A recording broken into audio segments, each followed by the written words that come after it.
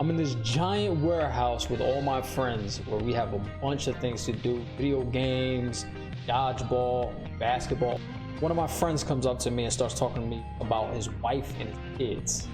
That friend that was talking to me ends up being caught on camera in a restaurant shooting at some people. Come to find out, some of the footage was lost, and the footage that was lost was someone that was shooting at him first. Cops ended up coming to the warehouse and arresting him. But later that night, he shows up at my house, and I'm like, what are you doing here? I thought you got arrested. He said his lawyer got it down to just a minor gun charge. We're sitting there talking, all of a sudden we decide to go get something to drink. We're on this long road and there's tall grass on both sides of the road. I see one of my friends coming towards us on a motorcycle. We're looking at him like this, and it looks like doesn't have control of the motorcycle. Turns out he was asleep. We're yelling at him, trying to get him to wake up so we can gain control back the motorcycle. And right before he hits us, he stops and he just says, I know where we can get something to drink. I have no idea where we are. We're walking through this tall grass. All of a sudden I see all these lights in the distance.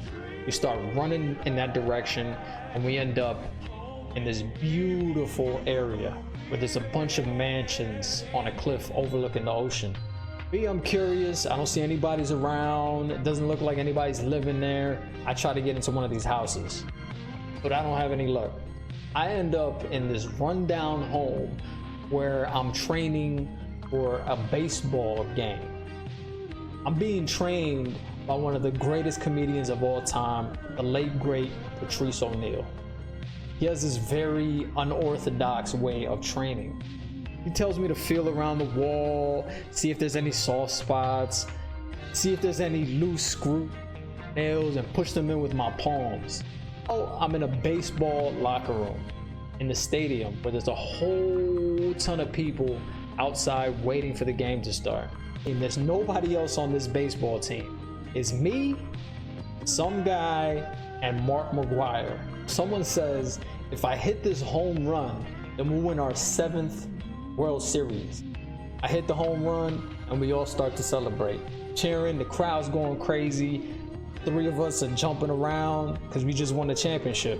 As we're celebrating, I look off and I see Mark McGwire looks kind of sad, depressed. As soon as I see that, I'm thinking to myself, he's sad because he cheated and that's how we won.